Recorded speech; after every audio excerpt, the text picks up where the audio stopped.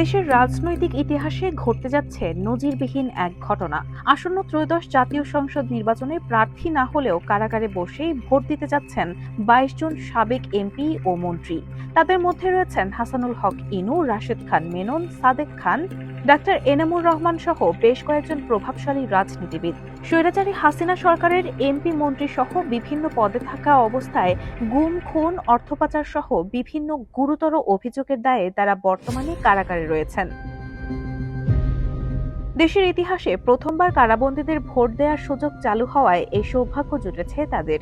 নির্বাচন কমিশনের তথ্য অনুযায়ী আসন্ন নির্বাচনে ভোট দেওয়ার জন্য নিবন্ধন করেছেন মোট ৫,৯৬০ জন কারাবন্দী। জাতীয় নির্বাচনের দিনেই দেশের ৭১টি কারাগারে একযোগে ভোট গ্রহণ অনুষ্ঠিত হবে।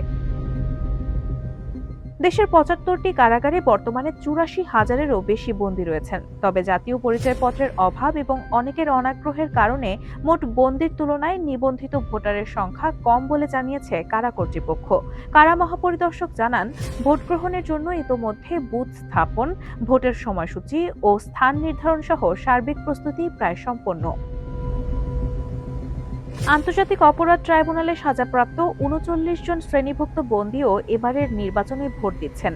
তাদের মধ্যে রয়েছেন সাবেক মন্ত্রী হাসানুল হক ইনু, রাশেদ খান মেনন, আওয়ামী লীগের সাবেক এমপি কে এম রহমাতুল্লাহ, ডাক্তার এনামুর রহমান, সাদেক খান, আবু রেজা মোহাম্মদ, নিজামুদ্দিন নদভী এবং আব্দুল আজিজ সহ পতিত সরকারের অন্তত ২২ জন প্রভাবশালী ব্যক্তি।